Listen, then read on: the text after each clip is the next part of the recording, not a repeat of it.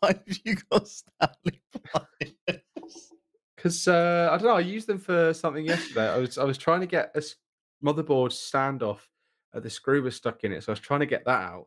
And then since that, this is just so much fun. Just the whole Just a little of the last fidget toy. So, episode, I was just I know. doing that. I heard it. I heard Oh it. no! Yeah. Oh Everyone could no! hear the Stanley pliers going Oh off. I was like, what no! is he playing with? Is it his keyboard? No, it's the Stanley Fly. Oh, it could also be this. That's like Lem.2K stuff. Been doing a lot of this. Oh no! I used to move all these fidgety things away.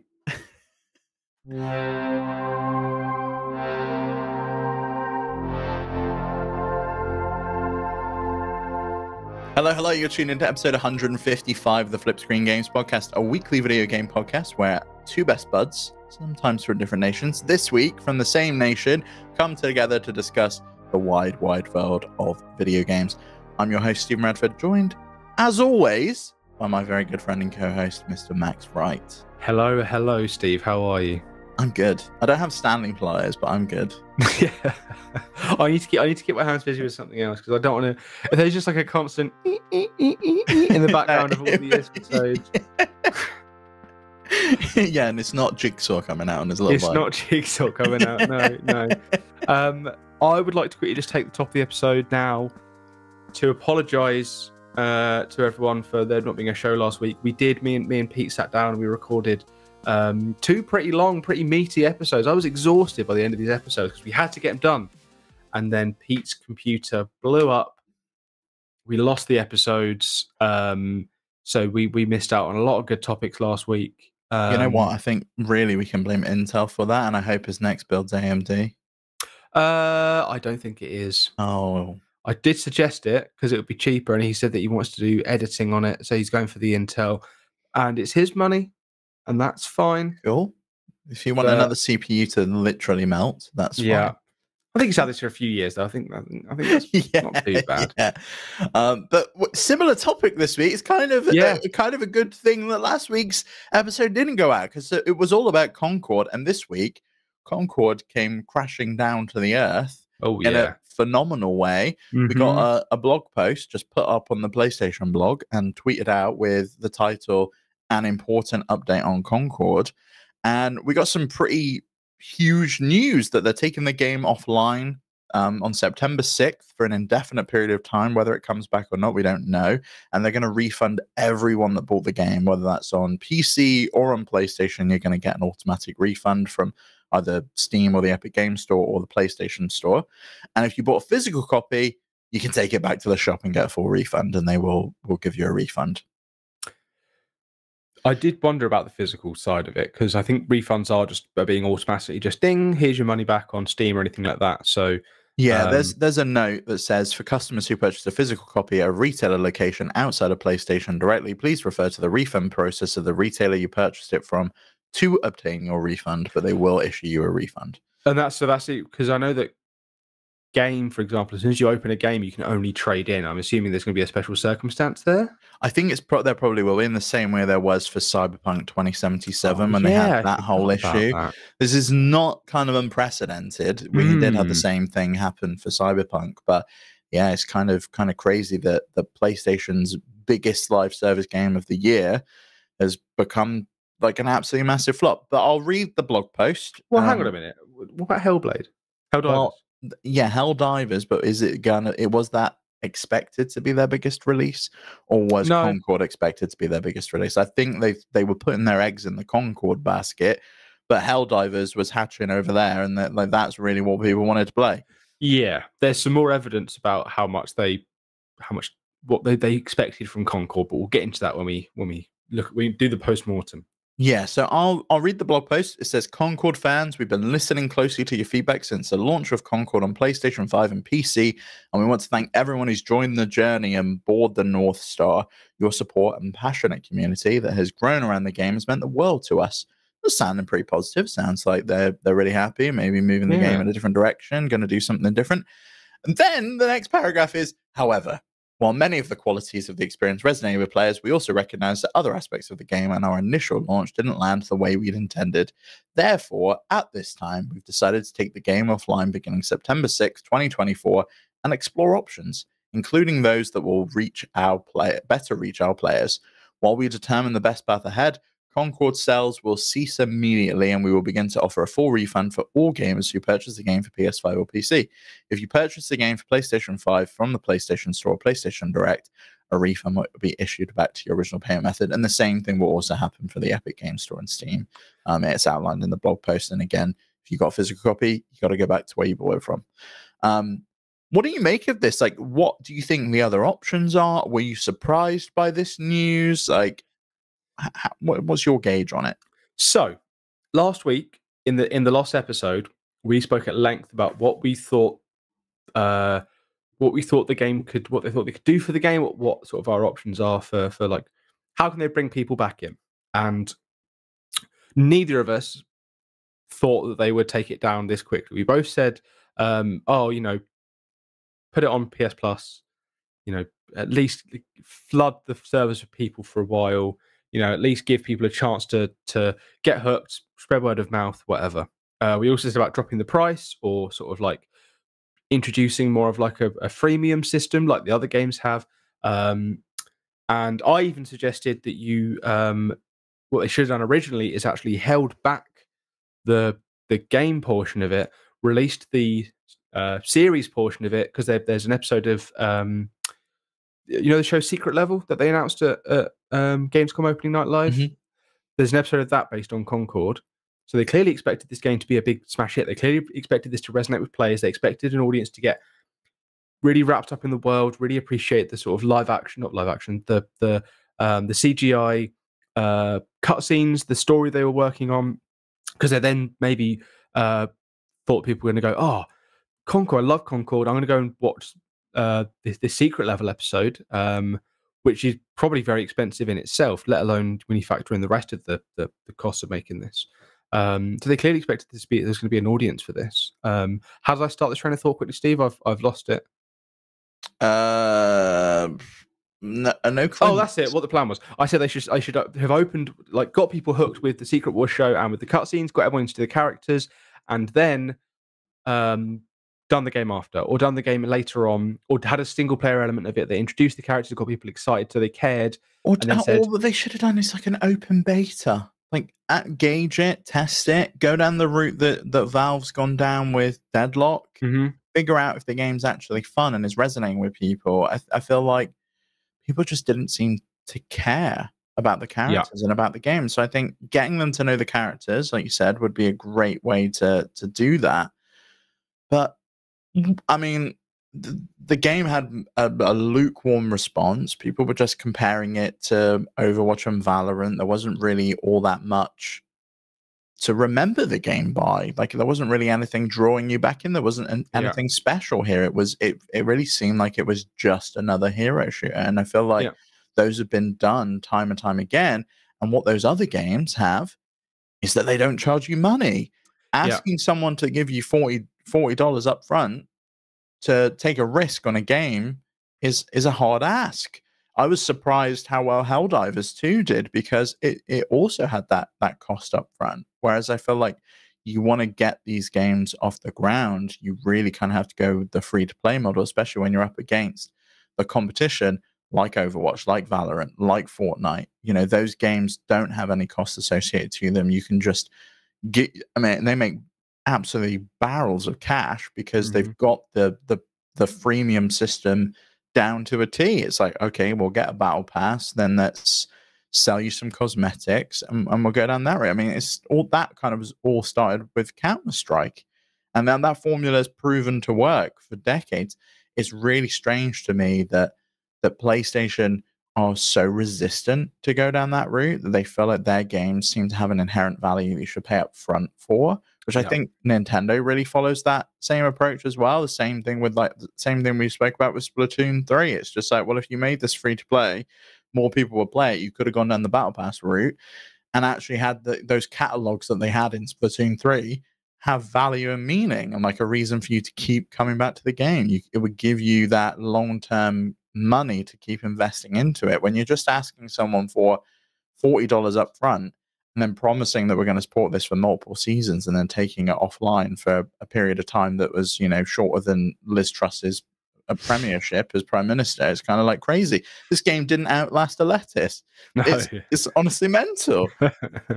I think the cost of entry.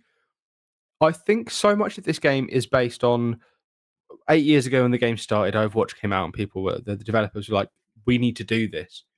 And then at no point have they changed trajectory or looked at what else is happening in the gaming world or seen what is or isn't working, because Overwatch was a game that cost $40, whatever it cost, I can't remember now, and then had loot boxes and things like that. And sure, there's issues of them being predatory, but it had seasonal content. It had reason for you to want to engage and spend money if you wanted to.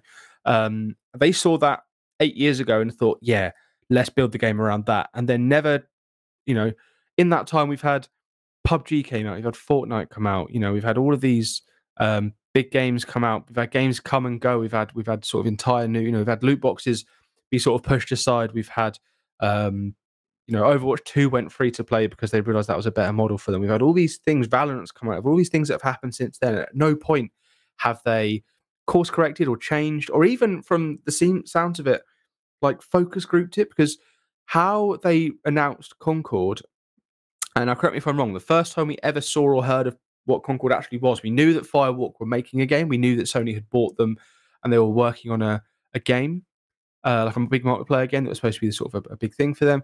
The first time we saw it as Concord was introduced to the IP, introduced to the gameplay of it, was that state of play 2 or 3 months ago, 3 or 4 months ago, whenever it was. And then we had one like little update on it that I'm pretty sure was just like, oh, the beta's ready now. And then the game came out. There was no big marketing campaign. There was no big push. There was that's the case with a lot of games lately. And with this one in particular, it was really egregious because it really felt like they did a bait and switch with the original trailer. Everyone seemed to be super excited about like, oh, what are these characters? It's really cool style. And then it's like, it's a 4v4 shooter. And it's just like, oh, okay. I was interested. I was interested in a cool story game set in this cool looking universe and with a really cool vibe around it. And then it was just kind of like, oh, it's another hero shooter. Yeah, we said before about how we see these really cool trailers for, and then as soon as you realize, oh, this is just Diablo 4 DLC trailer. They drive me crazy. As much as I love those cinematics, when I'm watching like a presentation and it looks like something like that. Same thing with that Dune game that came out, and it was like, yeah, oh, this is so cool. And then it's just like, oh, actually, this is nothing like the gameplay. Yeah. This is not what it's going to be like at all. It's like those videos you see where you're really hooked on, I want to know if I take this one guy and I run him through the plus 10 and the times 2 thing. I want to know if I'm going to get to the end with my 1,000 dudes that have got loads of guns and get to the end. But no, you get down to the game and it's just a base builder. Why does that game not exist? Because I don't know. Like, I always see those videos on Instagram and I'm always like, oh, this is quite cool. Now they've started doing it. It's like, hey, this is actually someone saw the game that all the adverts were doing, and I want to, I made that game. Someone made that game now. And you download that, and it's still a base builder. It just doesn't make any sense to me how they've all come together and obviously decided this is a fun and interesting concept. Maybe Concord would have sold if that was what the trailer was, if that was the advert. Yeah, it was like just Concord characters running through those like math problem gates. Yeah. And you just have to shoot it and it's like +5, -25. And when you go through those gates, you beat the Concord boss instead of this like random generic boss. I'd have probably downloaded the game. And on the right-hand side of the screen, there's Subway Surfers going as well, so you don't get bored. Yeah. You look away from the screen. Yeah, that's nice. Maybe we should make Jason Derulo down in the corner just watching it. We should make games. We should. This is great. We know we've got our finger firmly on the pulse. Steve, you weren't here last week, and the episode's lost anyway. So maybe there are some people that aren't aware of why Concord, or how badly Concord did and why it's shut down. So let me just do a recap of what we talked about last week. Yes. Because luckily it's still written down here. So the game launched to I think the most concurrent players it had on Steam. Am I saying that right? Concurrent? That's the right word. Why am I concurrent? Yeah, I thought so. Why would I get confused by this? Are you okay today? Like, have you had any caffeine? I did wake up a bit cranky this morning, I will be honest. Do you know what it is? not had a haircut in like 2 months, and I don't know if I think that just sapped my energy. Oh yeah, your brain waves aren't just like able to get enough oxygen. They're being blocked. Yeah, Yeah. they're being blocked. Usually I'm faded. I've got all sorts of things, but I've just got this like shaggy mess now that I can't seem to get rid of. It's trapped me forever. So you're always I going to don't have. feel like you would be Shaggy if you were in Scooter. I feel like you'd be Fred. Aw. Yeah. Yeah, I have to say that. You got Velma written all fucking over you, though. Velma Steve. written all over me. Yeah, you do. It is true. I can't see without my glasses. Yeah. Also, I know under that orange turtleneck, you got something good going on. I know you do. Wow. I know you do. You are dressed like Shaggy, though. So I'm dressed like Shaggy. yeah, I do have Shaggy vibes, but I don't smoke, so you know. it's true. And I don't carry Scooby snacks around with me. Unfortunately. No, but I've seen you walk through in the background of this with a like a 10-foot tall sandwich, and you always put the olive in the top. You've always got the toothpick and the olive. I don't know how you do it. Yeah, I tried olives again for the first time. No, not the first time because it's again, but I tried olives the first time in like 10 years. Yeah. The other week. I like them now. Yes. What color? Green. Good. And was there anything in them? No, they were just pitted olives. But I feel like with a bit of feta in there, they'd be banging. Yeah. Olives and feta is nice. The olive with the garlic in is really nice. Oh, yeah. Couldn't kiss anyone after that, though, could you? You'd be like, no. No, I would, obviously. My girlfriend only seems to like the black olives for some reason. And she's always like, whenever we have people around or we're going around somewhere, she's like, oh, we'll take some olives. And she just wants the black olive. She's like, why don't they just do a little tub of black olives? And I'm like, because you are a freak. And because nobody wants that. They want the mixed or they want the green. And you know what? If you're a black olive lover in this group, I'm sorry you're such a freak. But anyway, this is how boring Concord is that we'd rather talk about olives. I think people would rather hear about olives than Concord. I think so too. Yeah. I think so too. What about olives on pizza? Are you an olive on pizza guy? I've never had it, but now I like olives. You know, seemingly, I would try it. I rewatched Deadpool before I went to see the third Deadpool. So it's a little while ago now, actually. And at the beginning, he orders a pizza as a way to lure someone in. I can't remember what it is now. But the pizza he orders is olives and pineapple, and he says, "Oh, you know, salty and sweet. That's really nice." And I can see that as someone who likes ham and pineapple, as someone who likes a salty and sweet thing. I can imagine that being really nice. You know, I've never had anchovies on one either.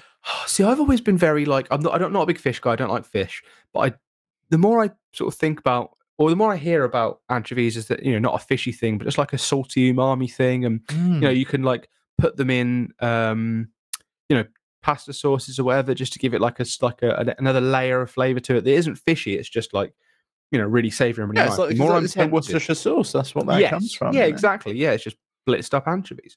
So I am tempted to give them a go. My girlfriend's got a big sardines thing at the moment, but not eating sardines. She's made sardines earrings. She's painted sardines on her t-shirts. So maybe it's the tinned fish era. Maybe we're in the tinned fish era of. I was in the tinned meat era for a while. I was big on spam wagon. Oh, really? I love spam. My dad's a big tinned corned beef when he goes fishing, man. But I think that's for the fish, not for him. Oh, my dad eats corned beef. He usually gets the slices in the packet. My dad's a big corn. Yeah. Now, I don't know if this is just a my dad thing or if it's a universal dad thing. How old's Andy Rads? 65. Oh, so he's about 6. He's a few years older than my dad then. In fact, he's almost a decade older than my dad. But my dad loves cheap white bread, slice of corned beef, salad cream. Dad won't have salad cream. It would be better. No. But I could see that. I love salad cream. I do tuna with salad cream instead of mayonnaise. Yeah, I'm not a big tuna man at all, but I can see salad cream being better because it's got like a. It's got like from the smell of it, like a more of an acidity that like when adding lemon to fish or adding lemon to something to sort of give it a sharpness. I think it's got that.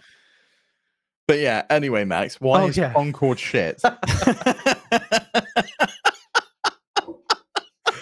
We're gonna get distracted again. I know we are. This is more interesting though.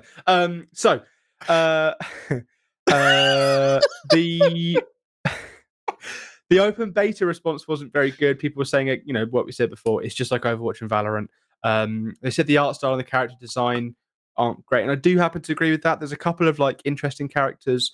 I like the big yellow robot dude. I remember saying last week, I think when he was first announced, I was like, I love this dude. He's just a big, dumb yellow robot. I always think back to when I was like big onto the DS. There was a Wizard of Oz Japanese RPG I wanted to play. That was called like Riz Zward or something like that. And that had a big dumb Tin Man, and I was like, I loved it. I love that as a character archetype, and this has that. However, there's also like a woman with the big red shoulder pads, and she's got like the long nails that are in the character. Right? It's just not appealing. It's not cool. I can see that, and there are a lot of sort of more incel style, sort of anti woke talking points about it, saying, "Oh, it's all diversity, inclusion, Equity and inclusion. It's all blah blah blah." But like, that's not what's wrong with the game. That that's just a thing that's in the game. That's not why the game isn't good. And I think it's being unfairly targeted for that. And people that are celebrating Concord's failure, not just, I think we can both appreciate that it's a sad situation, but it's also a situation that's like, well, duh. And also that, in some ways it's a bit funny because it's like they've come out and they've done this. It's a sad situation, I think, for Firewalk. Yeah. It's not a sad situation for PlayStation. Part of me, maybe it's conspiracy theory. It's like, did they just put this game out to die on purpose? Did they know it? Right off. Did they know it wasn't very good? This is Springtime for Hitler, the video game. Like, is that what happened here? Like, oh well, we've made the game. We might as well put it out. We're not sinking any more cash into this because this was Jim Ryan's vision of live service games, and we don't give a shit about them because they're just not PlayStation. It's not what people associate the PlayStation brand with. We're going to let other developers take care of that, and we're going to focus on what we do best, which is story, narrative-driven adventure games. And it really feels like they just put this out because, like you said, they didn't really have a big marketing push. Like, yeah, there was that episode of that TV show, but really other than that, we got 2 trailers. One of them was the launch trailer. The other one was just like, going through a bit of gameplay. And then I just all I heard was just negatives about it. Yeah. There was no real, it wasn't like, say, when Diablo goes out, and there's always negatives about a Diablo game launch. Diablo 3 was a disastrous launch. Diablo 4 wasn't that much better because they fucked things up in the second month. And they always take time to correct it. And you kind of feel like, yes, they're here for the long haul. They're here and they want to make sure this game has longevity and life. This really feels like PlayStation is doing what PlayStation always does, which is when things get tough, they pull the plug. We've seen the exact same thing with the PS Vita. We saw it with the PSVR 2. We're now seeing it with Concord. It feels like this was maybe the last of Jim Ryan's legacy. Yes. And they just don't care. And so they're just like, well, we'll take it off the shelves. We're not going to bother supporting it anymore. Yeah. I don't know if this game comes back.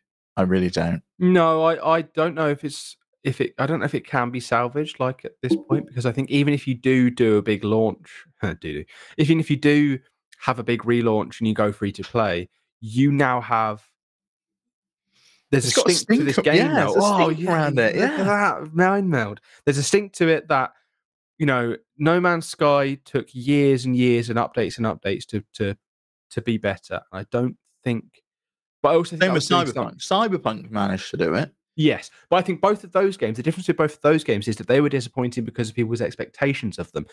No Man's Sky, can't remember the guy's name, but he came out and he chatted. He was just lying. He came out on stage and he was just lying and bragging. You'd be able to see friends, see people everywhere you go. All of these things. And people had such big elevated expectations for the game that when it came out and it wasn't that, they were deflated. But because that expectation was still there in the back of their heads, when eventually they delivered on that, people were more willing to come back. Same with Cyberpunk. This is going to be the most immersive, like, incredible game ever. There's going to be all these different things, this real world city. And when it launches and, like, you open a car door and the car starts flipping around and doing all sorts of things. Yeah, and the police just stand there doing nothing. Yeah, when the game doesn't hit those expectations, it's an easier sell to say, hey, look, we've fixed it. So you can come back. And especially when, like, they released like a great DLC and like a 2.0 thing. Again, it took a couple of years to do it, but because people were already sold on that, the idea of what the game could be, it was an easier sell. The second Concord launched, there was negative opinion. It reminds me a lot of Suicide Squad Kill the Justice League. When that first got announced, it was first revealed, everyone's response was, oh no, why are they doing a live service game in this day and age? Why are they Because it's attempting it? too late. You know, you start these 8 years ago when they Yeah. are at the height of their popularity. Yeah. And then you're releasing it into an environment and a market that just has no time for them anymore. So what Suicide Squad did was, or Rocksteady did, and they've also been hit by big layoffs as well this week. Rocksteady's big thing was they said, right, we're pausing the game for a year. We're not releasing for a year. We're pushing it back. We're going to take time to work on these things. You know, we've not released the game that you wanted, and we're going to go back away and work on it. And then a year later, they released the exact same game.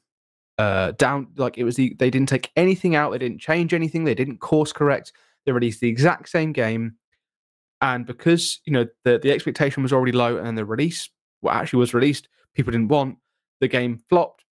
The studios suffering now. People are losing their jobs, and that is a huge shame.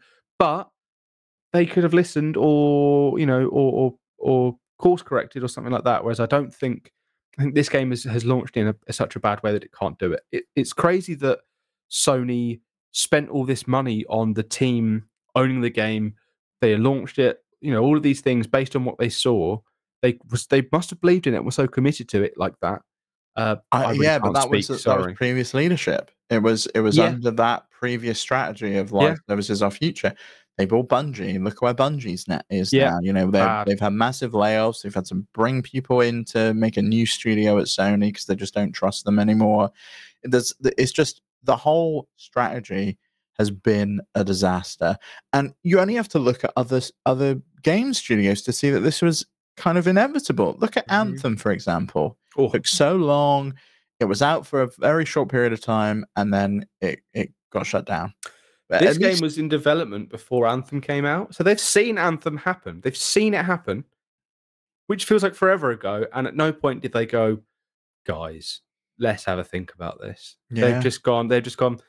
Shame for them. Let's keep on going. And Sony at no point. Sony bought the studio like not too long ago. So they must have been looking at this game going, this is it for us. This is big. I know you say it's previous leadership, but they've now put this permanent stain on their brand by releasing. Like at no point, they've sunk cost fallacy. They've gone, well, we have to release it now because if we cancel it, it's going to be too expensive or whatever they were thinking. I don't know. That's got to be what it is. But how much more has it now cost them to market a game, release a game, make all of those discs, ship them out, to then have to issue refunds to everyone after you've left the game up for less, like a month? Yeah, it was 3 weeks, 2 weeks, if that, 10 days, something like that. Mental. How much do you think they were spending on post-game support? And I don't just mean skins and things. I mean expensive CGI, fully voice-acted, weekly, whatever it was, story cutscenes. Millions. That can't have been cheap. And then to have this, I'm assuming the same cast might be returning for the secret level. Is that just money down the drain? Are they even going to be able to release that? Is that going to be the TV show equivalent of the Mario and Sonic at the 2020 Olympic Games, where this comes out and everyone watching it, they're like, what the fuck is Concord? And they look it up and it's a game that doesn't exist anymore. Like that, what an opportunity to, do they just take that episode out? Do they replace it with something else? It's too late. What do they do? I hope they have the opportunity to replace it with something else, but my guess is it's too late at this point. It's probably all been shot. Yeah. It probably has been, yeah. What was Jim Ryan thinking? I'm going to blame it all on Jim Ryan, because why wouldn't you? I'm sure Herman Holst has some things to do with this. Herman's got to have something to do with it. He was head of PlayStation Studios at the time when this was acquired, when this was being developed. He's now the co-CEO of all of PlayStation. Yeah, he's got to take some responsibility for it, And the post was just put up, but it was put up by Firewalk.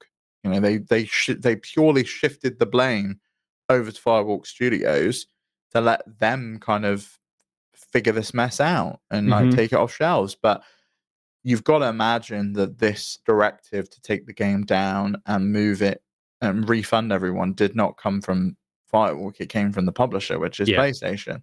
Yeah, because it was getting to a point where it's just like, you're right, it's putting a stain on the PlayStation brand, which has suffered a fair amount of stains of recent. It's just had another price hike in Japan for the PS5. Not great. The second one in its lifespan, very short lifespan.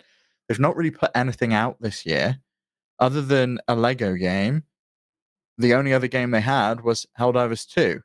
Well, now we've got, I guess we've got Astrobot. Astrobot is gonna I think do very, very, very well. But I don't know, like the PlayStation. This is surely going to affect the PlayStation brand. I think it should affect the PlayStation brand personally. I think like this is a decision they've made they need to stick to, and it affects other multiplayer games potentially put out by PlayStation, which is a shame because Helldivers was such a great title and did really well for them. And granted, PlayStation just published that game; they didn't own the studio; it wasn't their creation; it was a third party. But you know, you got to think that do you give pause to buy in another PlayStation multiplayer title in the future? You probably just say, "Oh, I'm not going to bother." Did you know that? I want to talk about Marathon after this as well. But did you know that Sony has a studio called Haven that's working on a multiplayer game called Fair Games? Yes, because I didn't until today. Yeah, and it's that like heist game by Jade Raymond. What happens to that then? Well, how do they launch? Like, what's going on? I don't think they do. That's the thing, and I feel really sorry for Jade. She got shifted around. She was at all Google sorts before. of places. She was at Stadia, and she moved to come work. She started her own studio, Haven, and then Sony were just like, "Oh, well, we'll snap you up." And now that game's probably not going to come out, or come out really late, or it's going to have to be changed in some way, or suffer because of this Concord launch. Because I've never heard of this game until today, and I don't know if that's just because I'm an ignorant idiot. I thought it was cool. Like they did do an announcement at a PlayStation Showcase or a State of Play. I think it was last year. It was a PlayStation Showcase in May 2023. But there's no release date, nothing further about it. I don't remember it being. I've seen here. Push Square's Sammy Barker criticised the game's reveal and aesthetics, describing its premise as tone deaf and unfavourably comparing it to Sega's own upcoming multiplayer title, Hyenas, which also is a game that doesn't exist anymore. So that's not a great introduction to that for that game, I guess. No. I mean, I don't really know kind of where they go from here. Max, I mean, I moved in February. I haven't even bothered plugging my PlayStation into my TV. No, like it's at that point where I'm just like, I don't really know what you've got for me at this point. Astrobot is the only game I'm interested in that they have coming out. Me too. And it is a game I'm not willing to spend £70 on. Me too. Because it's like, that's a lot of money to spend on a game. There are other games that are out already that are coming out around the same time that are much cheaper for me. Yeah, we just spoke about one on Nintendo Noise this week. Yeah, Echoes of Wisdom, and it's just like that game you managed to pick up at Curry's for half the price of Astro. Yeah, exactly. And then you've got Space Marine 2's out soon. Black Myth Wukong just launched. The Plucky Squire's coming out in a couple of weeks. Like all of these games that are coming out that are going to be cheaper, and you know, for the cost that I would get for let's say 12 hours of Astrobot. Now Astrobot I think looks great. But I think but it is something that we've seen before. It's not anything. It's not something new. We know what that game's going to be. We know how it's going to play, and it's going to be fantastic. I have no doubt about that. I really believe in Asobi Studio, but I don't know. It's just like, is that worth plugging your PlayStation in for? You know, spending £70 No. Or do I wait a year and it comes to PC and it's like cheaper on PC? That's what I've been thinking, because I know that the what was it? Sackboy is on PC, and that didn't take too long. PC. We got a Ratchet and Clank Rift Apart on PC. Horizon's on PC. Both Horizons. Ragnarok's coming very soon. Exactly. PC. Like all of these games we know are going to come to PC. My brother's like jonesing for my PS5, and I'm tempted with just Astrobot coming out. I am tempted to. Well, I mean, we've potentially got a PS5 Pro coming out. Yeah, we've got fuck all to put on it now. Yeah. Concord's been a complete and utter failure. Astrobot's the game that you used to showcase the most powerful console ever made? Yeah. But I'm hoping Astrobot already runs in 4K 60 on the PS5. You'd hope so. You know, I don't know if a Pro is necessary. I really don't see why a Pro is necessary. They've not given me any demonstration as to why we need that Pro console. No. And like, it's seemingly real. We've had more leaks about it, and it's just like, well, why would I bother picking one up? Why would I bother spending the £700 it's probably going to cost to get one with a disc drive? Yeah.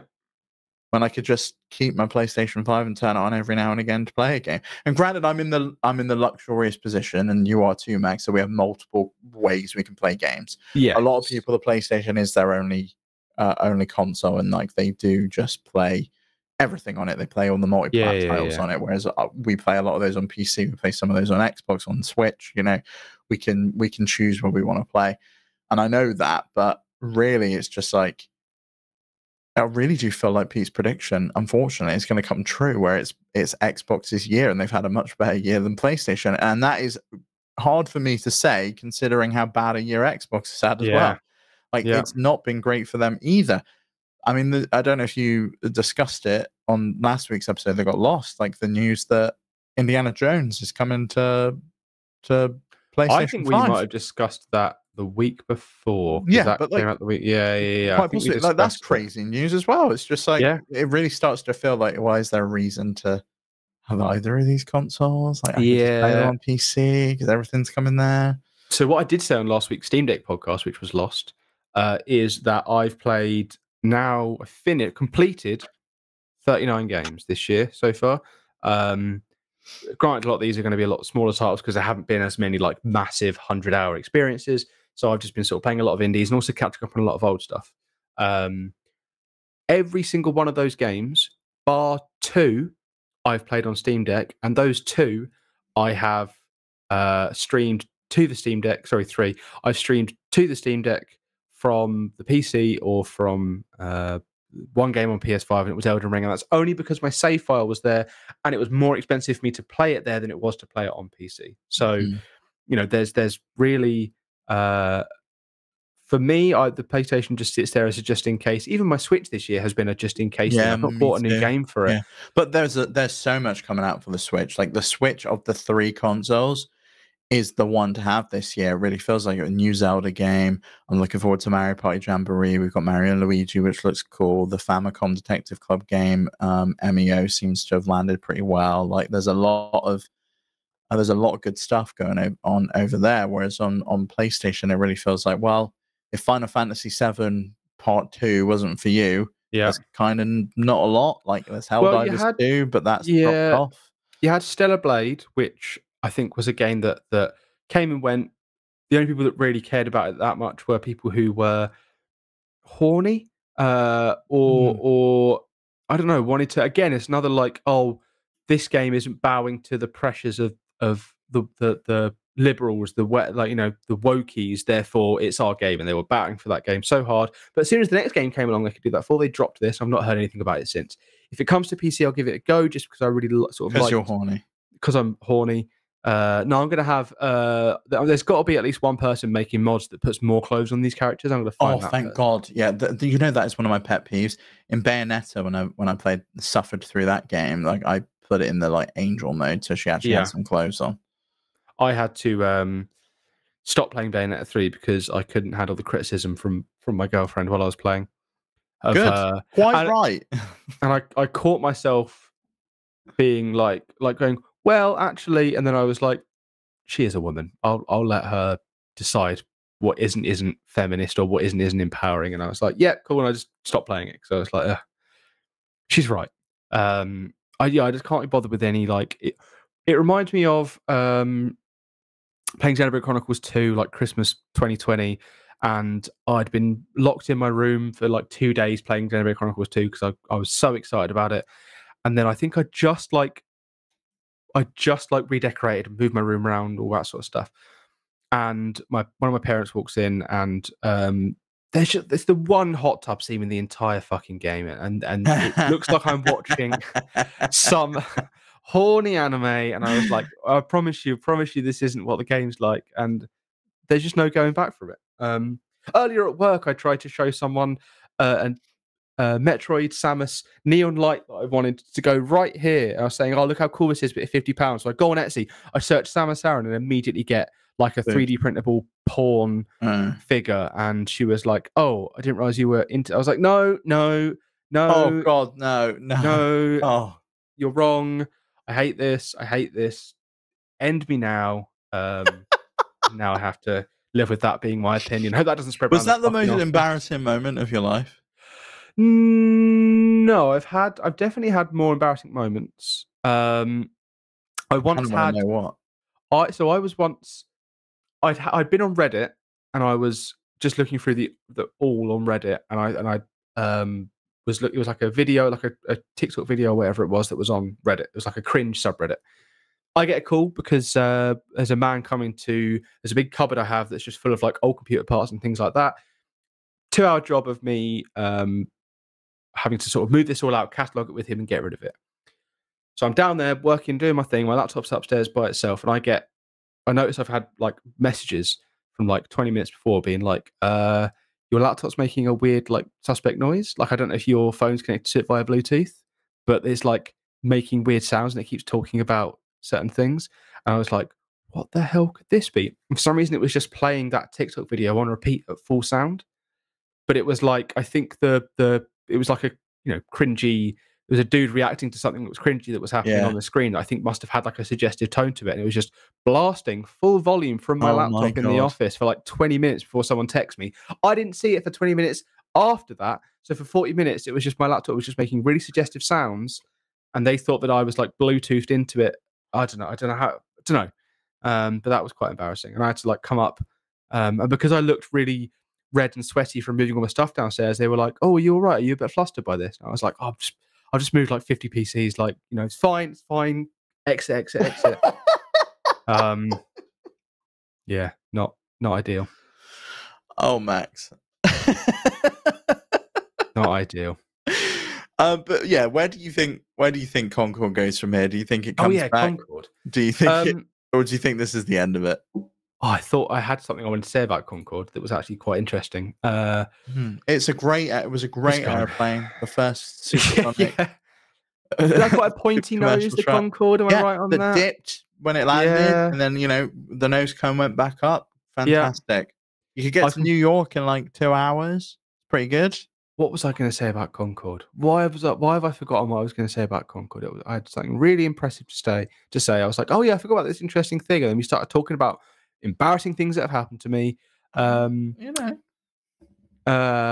It's gone. I don't think this game comes back. I think there's no way they can bring this back and have any resemblance of it, because they're going to release it again and have the exact same thing. Nobody cared then. Yeah, nobody's going to care now. Like, do you go back and test and try out a game that's just like tarnished at this point? Unless it's free, there's no way you can bring this game back and have people who took that gamble and paid for it and paid the $40 that you then had to refund. There's no way they double dip and try again. Well, there's also, I doubt there's any way they come back. I don't think, because even if you have like oh hey, the game's free to play now, come back. There's no way. All the people that have been burnt by this and who have put their time and money into it, and are now currently desperately killing themselves over and over again in the game to get the trophies because they're trying to get the platinum for it. The server shut down in 2 days, so the game's unplayable now as well. Like the server is still up for 2 days, but as you join a game, everyone's just attempting to kill, like to speed run XP by killing themselves. That was the interesting thing. You can't even play it now.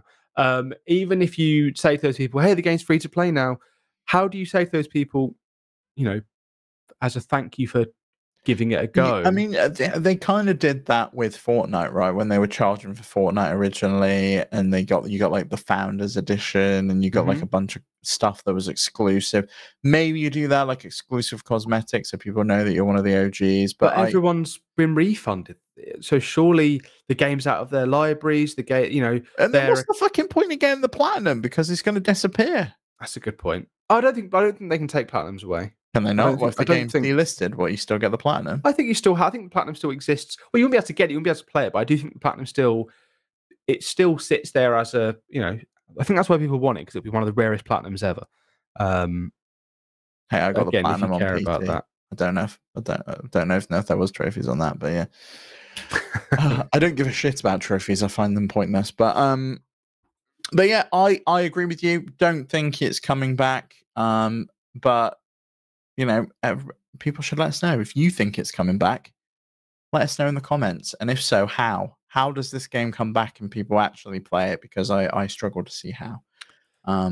It's going to be a tough one, but yeah. Before we go, I need to thank our Patreon producers for the month of September. They are, of course, Arnold J. Rimmer, Christopher Valens, Gabriel Hasselmeyer, aka Sobe, Snacky Go, Steve Stompy, Susan Likes Cats and also Boobies, Voodoo Vic, Ty the Dude, and Wackahoola. Thank you all so much for supporting us on patreon.com/FlipScreen Games.